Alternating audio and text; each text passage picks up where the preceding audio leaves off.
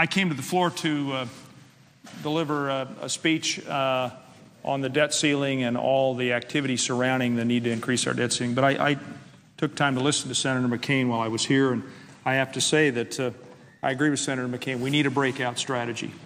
We need cooler heads to prevail here today, and I think many, if not all of us, could agree that our tax system is overly complex. It ought to be simplified. We ought to lower rates. We ought to end the loopholes and the subsidies and the deductions and let the free market reign. I look forward to working with the senator from Arizona as we hopefully, and hope sometimes isn't a strategy, but we get a agreement, a broad agreement. We go big. We deal with our debt. We strengthen our entitlement programs. We reduce spending, and we also find some way to generate some more revenue. So I thank the senator from Arizona for his comments. Madam President, I rise, as I just implied, because I think the fiscal challenges that confront us demand a bipartisan solution. Now, both parties approach the issues before us from very different points of view, but time is truly running out on our nation, structural deficits and our long-term debt, and the need for us to address those. And I want leaders in both parties to show genuine commitment to action. And how about if we set aside our talking points so that we can get some work done? If any other members believe that the solution to our deficits and debt demand a comprehensive and bipartisan solution, like the Fiscal Commission or the Gang of Six, I'd invite them to come down to the floor and let our colleagues know. We're clearly racing towards a crisis, yet it just seems like we can't let go of the partisanship and the political posturing that creates gridlock here in the capital city of Washington. It sure strikes me as childish. I think it strikes many Americans and Coloradans as that way as well. We're more broadly having this debate because the time is upon us to decide the economic future of our country. Yes, we've got to raise the national debt, but this is about our economic future. And this is the country that will be inherited by our children and their grandchildren. And quite simply, Madam President, we're not going to win the global economic race of this 21st century unless we start taking action now to improve our economy, grow American jobs, and get our debt under control. With these challenges, as large as they are facing us, this is the time to set aside our political differences and challenge ourselves to put our country first. A few basic facts, Madam President, I think focus the attention. Our national debt is $14 trillion, and it's growing. Today, each citizen's share of that debt is over $46,000 per individual. And if we remain on this path, which is irresponsible, there's no question about that, the Government Accountability Office projects that by 2050, our nation could owe more interest on our debt than the federal government raises in taxes in a given year. And our skyrocketing debt not only is spooking the international financial markets, but it's a serious threat to our national security. Listen to Secretary of Defense Gates or Chairman of the Joint Chiefs, Admiral Mullen. They will make that point in a compelling fashion. Now, look, we got here in ways that aren't simple, but unquestionably, 2 unpaid-for wars, 2 rounds of massive tax cuts, an unpaid-for prescription drug benefit, and drastic rescue measures needed to address the most serious economic downturn since the Great Depression have all contributed to our current situation. The solutions are even more difficult. And while we may disagree on the path forward, I think we all know in our hearts that we can't get to a solution unless we all agree to come to the negotiating table willing to compromise to ensure that our country, the United States, the largest economy in the world, can honor our bills and begin to pay down our debts. And that's the challenge, that's the problem, that's the opportunity, as I see it, that brings us to the Senate floor today.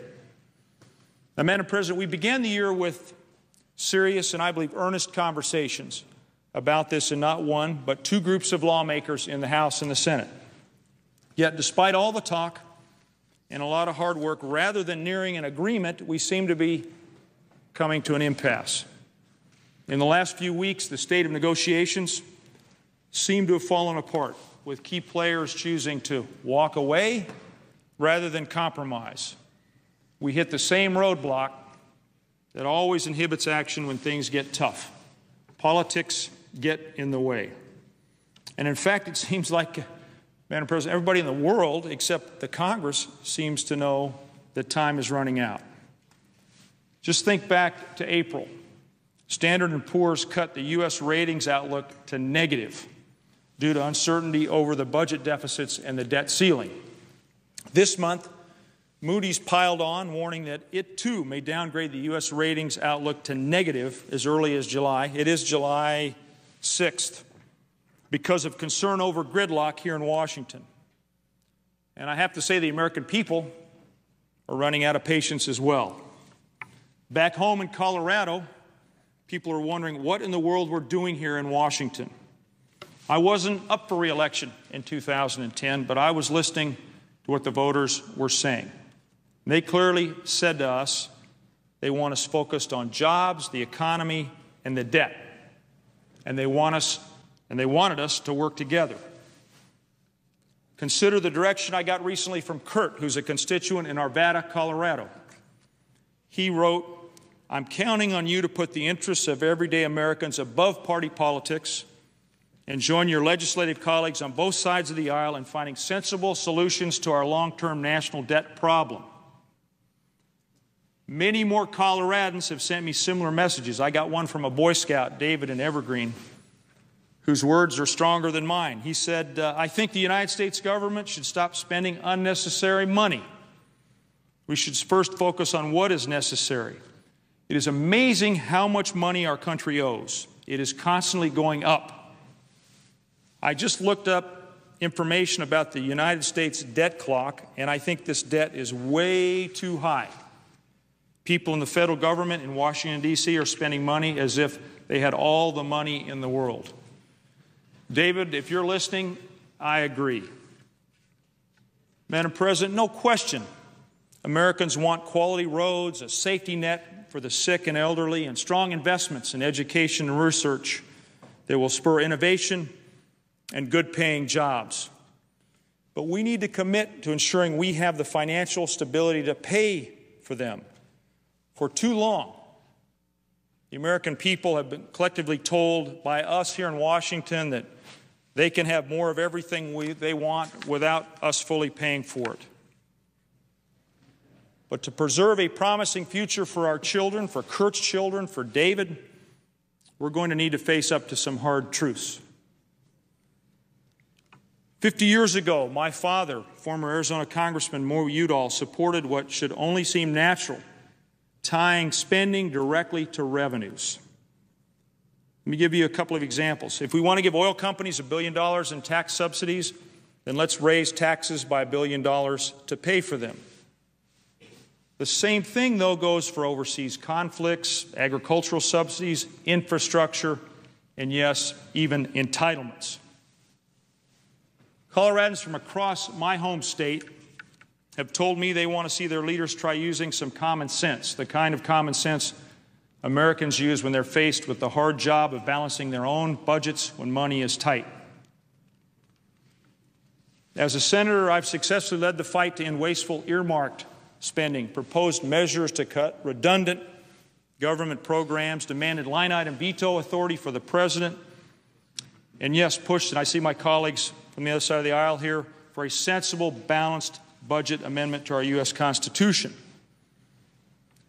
But these measures only serve as tools to get Washington to clean up its act, and that isn't enough. We need to suck up our courage and actually make the tough budgeting decisions. And if we're going to get anywhere, we have to realize that we all have skin in the game, and we've got to check ultimatums at the door, especially on issues like Social Security and taxes. Madam President, the challenge facing us is so great we can't afford to let partisanship or electioneering get in the way, and both parties are guilty. For example, we can't seriously address debt reduction without looking at Social Security. If we do nothing, by 2036, Social Security benefits will have to be cut by 20%. Now, Congress will undoubtedly be under enormous pressure to fill in that hole in lieu of telling seniors that their benefit checks would be reduced. And to say that Social Security, when you look at it that way, must be divorced from deficit reduction, as many Democrats do, is to ignore the problem.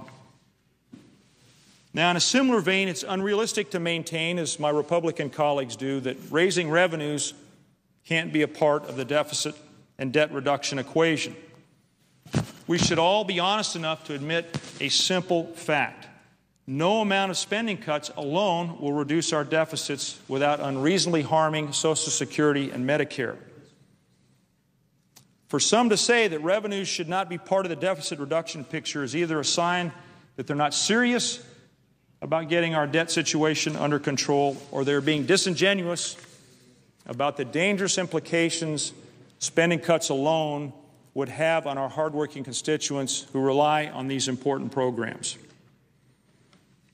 Now, Madam President, what's so agonizing about the last 6 months is that we have a bipartisan solution in front of us, one that I know, and I just believe, but I know would responsibly reduce our debt while also allowing the economy to grow and protect our middle class.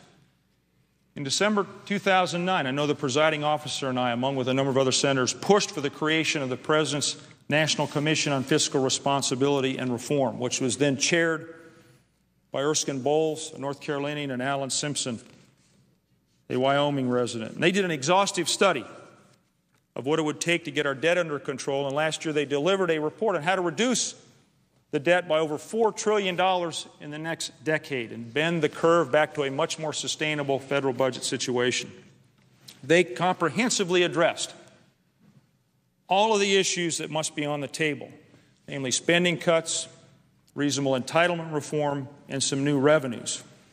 The plan's already received bipartisan support, including senators from each party who were members of the commission.